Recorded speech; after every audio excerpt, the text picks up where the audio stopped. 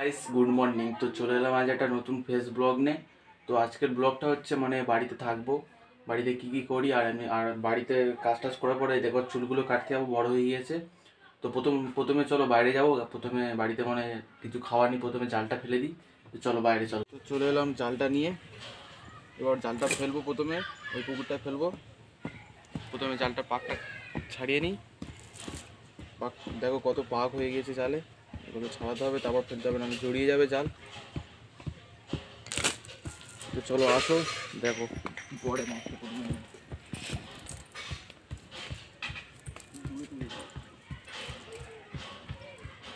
জালটা ফেলি, দেখি এবারে কি পরে। ঠিক আছে,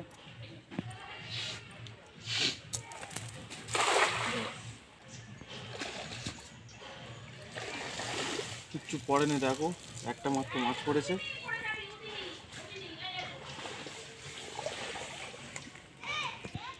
এই দেখো একটা মাছ পড়েছে, সে আবার জড়িয়ে গেছে কেরম ভাই, তাই ছেড়ে গেল। চলো পুকুরটা ফেলা যাক, দিই কি পরে এবারে। বাচ্চা এখন এই পুকুরে ফেলি, দেখি কি পড়ে এখানটায়। এতে অনেক মাছ আছে।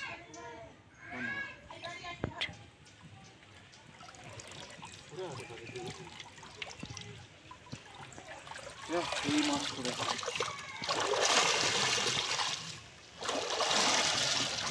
তো এই মাছ পড়েছে দেখো। চলো দেখুন, এই মাছ পড়েছে দেখো, এই গোটা দিয়ে মাছ। এইসব মাছ কি নেবো।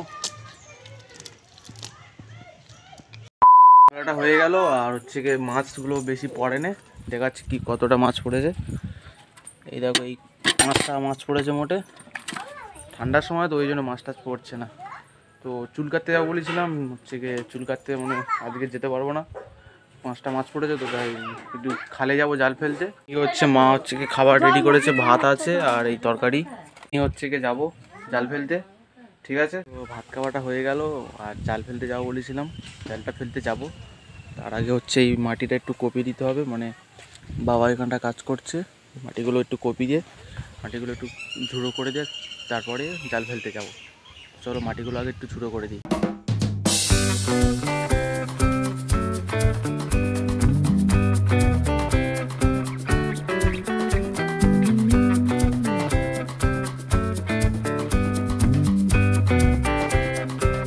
মাটিটা পুরো ঝুড়ো করা হয়ে গিয়েছে, পুরো মাটিটা। আর হচ্ছে গিয়ে আজকের ভিডিওটা এখানটা শেষ করে দিচ্ছি, কারণ জাল ফেলতে যাবো বলেছিলাম, জাল ফেলতে যেতে পারবো না, কারণ সেই জাল ফেলতে যাবো ভিডিও করতে পারবো না, একা একা কি ভিডিও করার কেউ নেই। আর এসে হয়তো দুটো চিংড়ি দেখিয়ে দেবো, বলবো এই জাল ফেলেছি। তো চলো আজকে ভিডিও এখানে শেষ করছি, কালকে অন্য ভিডিও তোমাদের হয়তো জাল ফেলা ভিডিও দেখিয়ে দেবো। তো চলো বাই, আজকে ভিডিও এখানে শেষ করছি।